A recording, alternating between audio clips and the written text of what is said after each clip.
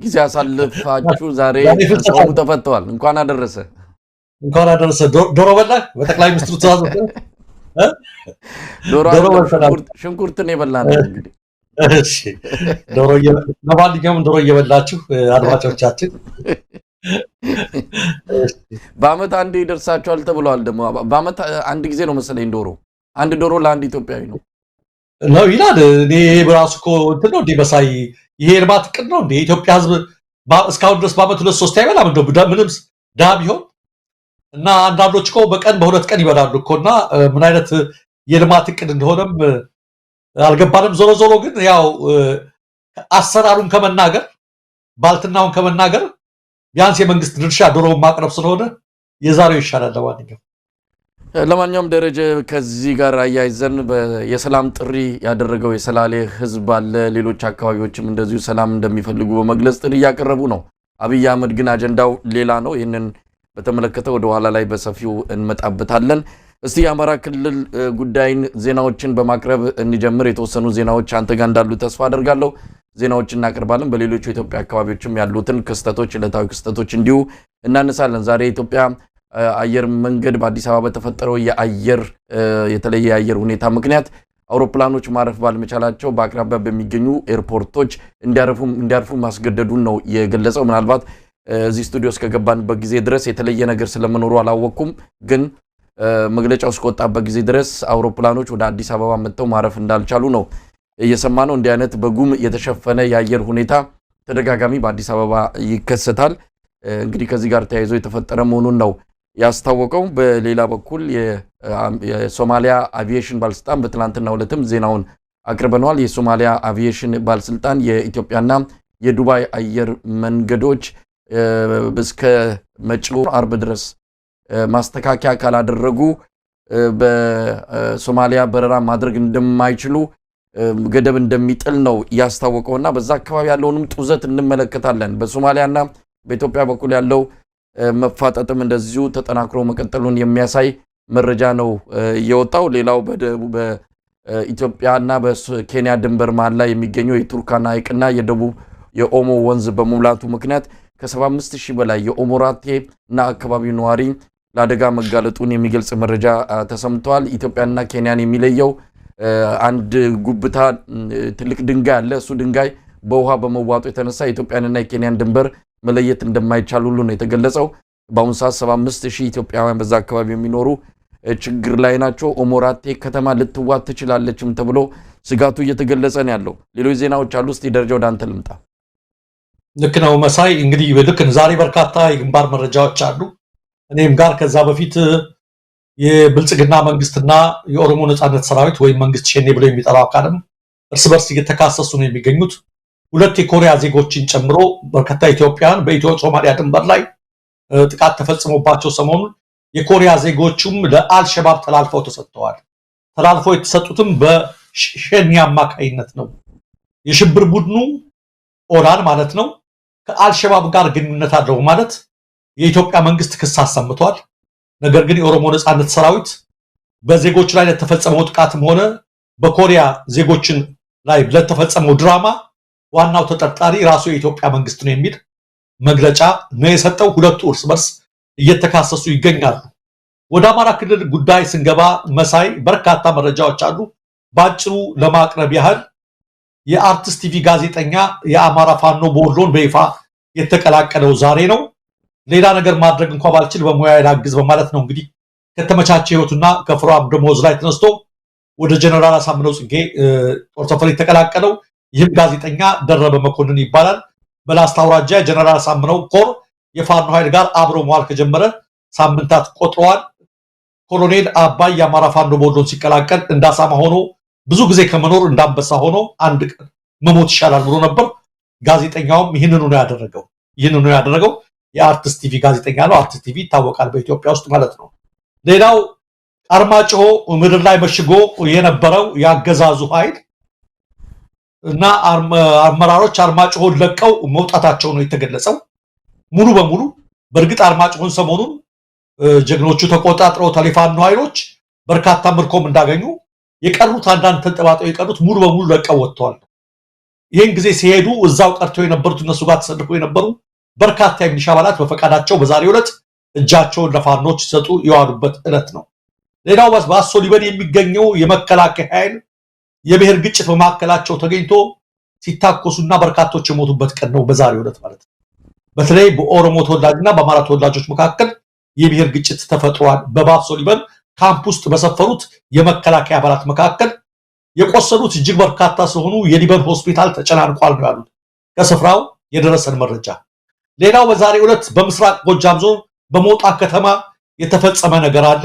ያገዛዙ ከፍተኛ አዛዦችና የአካባቢው ዋናና ምክትል ወታደራዊ አዛዦች የከተማው ዋና ኢንስፔክተርን ጨምሮ 6 ሰዎች አመራሮች፣ ሹሞች ባልታወቁ ኃይሎች መገደላቸው ነው። እስካሁን ኃላፊነቱን የወሰደ አካል ባይኖርም ለዚህ ድርጊት ፋኖች ሳይፈጽሙት እንዳልቀረ ነው ከስፍራው የደረሰ መረጃ የሚመለከተው። ሌላው በባህር ዳር አካባቢ የጊዮን ሻለቃ ኤርፖርት ላይ በነበሩ ያገዛዙ ኃይሎች ላይ ከቀናት በፊት ጥቃት መፈጸማቸው ነው። የአማራ ፋኖ በጎጃም አንደኛ ክፍለ ጦር ባህር ዳር ብርጌድ ጊዮን ሻለቃ ባህር ዳር ኤርፖርት አካባቢ ያገዛዙን ሰራዊት ሙትና ቁስለኛ አድርገዋል። ከሁለት ቀናት በፊት ከምሽቱ 2 ሰዓት ተኩል ጀምሮ በተሰራው በዚህ ኦፕሬሽን በኤርፖርት ዙሪያ በነበሩ ያገዛዙ ወታደሮች ላይ በተደረገ ጥቃት በርካቶች በቁጥር ያልታወቁ ሲደመሰሱ የቀሩት ቁስለኛ ሆነዋል ሲል የአንደኛ ክፍለ ጦር ቃል አቀባይ ፋኖ ሙሉሰዌን አባት ገልጿል። ሌላው መሳይ እንግዲህ ከትናንት አዳሩን የተሰራው ማለት ነው ሙሉ ቀን ከብቸና ከተማ ተነስቶ ወደ ዲማ ጊዮርጊስ መግባት አስቦ የተንቀሳቀሰው 2 ሬጅመንት መከላከያ ኃይል የፋኖችን በትር መቋቋም አቅቶት ወደ ሐዲስ በመመለስ ጠልማ አካባቢ ምሽግ ሲቆፍር ያደረበት ነው። አንድ ዙ 23 እና ሞርተር አስቀድሞ ትናንት ጧት ላይ ወደ አካባቢው የሄደው የመከላከያ ኃይል ከጧቱ 1 ሰዓት ተኩል ጀምሮ እስከ ቀኑ 8 ሰዓት ድረስ ይህንን ኃይል የተፋለሙት የአባ ኮስተር ብርጌድ ፋኖች ከ60 በላይ የነብርሃኑ ጁላን ጦር በመደምሰስ 38 ቁስለኛ መመዝገባቸውን አስታውቀዋል። ዲማን ለመቆጣጠር ፈልጎ ያልተሳካለት ይህ ኃይል ሙትና ቁስለኞቹ ወደ ቢቸና ሸኝቶ በዲማና በጠለማ መካከል ላይ በሚገኝ ከፍታ ቦታ ላይ ግዙፍ ምሽግ ሲቆፍር ማምሽተዋል ነው ያሉት። በዚህ ልዩ ዘመቻ የአማራ ፋኖ በጎጃም በላይ ዘለቀ ክፍለ ጦር አካል የሆኑት የደባይ ጮቄ ብርጌድ፣ የናብራ ሻለቃና የሶማ ብርጌድ ፋኖች የተሳተፉ ሲሆን የአባ ኮስትር ብርጌድ 4ኛ ሻለቃ፣ 5ኛ ሻለቃና የኢንጂነር ተሾመ ሻለቃ የአንበሳውን ድርሻ ተወጥተዋል ሲሉ ከስፍራው የደረሰ መረጃ ያመለክታል። መሳይ ተመሳሳይ ነው፣ በወሎም ተመሳሳይ ነው፣ በመቅደላ በኮሬብ አካባቢ ይዘመን፣ በሸዋ ተመሳሳይ ነገር ነው፣ በጎንደር በተለያዩ ቦታዎች በጎጃም ተመሳሳይ ዜናዎች ናቸው እየደረሱ ያሉ። እንዳልከው ትናንትና የአማራ ህዝባዊ ድርጅት ለ2 ቀን ያለውን አብቅቶ ነበር። ዛሬ የአማራ ፋኖ በጎጃምና ሌሎች ጠርተውት የነበረውን አድማ ከነገ ጀምሮ እንዲቆም መግለጫ አውጥተዋል። መግለጫውንም አቅርበነዋል፣ አንተም ቅድም አቅርበዋል። ያም ሆኖ ግን መሬት ላይ ያለው ውጊያ ተባብሶ የቀጠለበት በተለይ የፋኖች የማጥቃት እርምጃ እየተጠናከረበት ሁኔታ ነው ከየቦታው የሚደርሰን መረጃ የሚያመለክት። ደረጃ አመሰግናለሁ። ምናልባት የአማራ ክልል ጋር በተገናኘ በጎንደርም እንደዚሁ የቋራ ከተማን የተቆጣጠሩት ፋኖች የራሳቸውን አስተዳደር ከህዝቡ በተወጣጣ ኮሚቴ አማካይነት የቋራ ከተማ በአሁኑ ሰዓት በህዝብ የሚመራ አስተዳደር ሰይመው የነጻነት አየር እየተነፈሱ እንዳለ ነው የደረሰን መረጃ የሚያመለክተው። በቪዲዮ ጭምር የወጣው መረጃ እንደሚያመለክተው የፋኖ አመራሮች ከከተማውን ህዝብ ሰብስበው ሲያስመርጡ የሚታይበት ነው። ስለዚህ ቋራ ከተማ ሙሉ በሙሉ ብልጽግና አገዛዝ ነፃ ወጣለች። መሰል በርካታ ከተሞችና አካባቢዎችም እንደዚሁ ተመሳሳይ በሆነ አወቃቀር የህዝባዊ አደረጃጀትና በህዝቡ የተመረጡ ኮሚቴዎች ከተማውን የሚመሩበት ሁኔታ እየተፈጠረን ያለው ይሄ ወዴት ሊመራ ይችላል? ምናልባት ወደ ኋላ በውይይታችን በሰፊው የምናነሳው በቀጣይ አብይ አህመድ ምን አይነት ውሳኔ ሊወስን ይችላል? ይህንን ጥያቄ በተመለከተ ሌሎችም የፋኖ አመራሮች አቅርቤ ነበረ። አብይ በግዳጅም ይሁን በወታደራዊ ኪሳራም ይሁን በፖለቲካ ኪሳራ የአማራ ክልልን ለቆ ሊወጣ የሚችልበት እድል ሰፊ ነው ወይ? ይሁን ወታደራዊ ገዢ የሆኑ ቦታዎችን ተሰብስቦ እዛ ይቀመጣል፣ አሊያም ደግሞ ለቆ ሊወጣል። የዛን ጊዜ እንዴት ልታደርጉ ነው? ተዘጋጅታችኋል? የሚል ጥያቄ አንስቼላቸው ነበር። የአማራ ፋኖ በጎጃም ምክትል ሰብሳቢና የፖለቲካ ጉዳዮች ኃላፊ ፋኖ አርበኛ አስረስ ማረ ዳምጠ ለሁሉም ነገር ተዘጋጅተናል ሲል ነው ምላሽ የሰጠን። እንግዲህ ይህንን ነገር ማንሳት ይገባናል።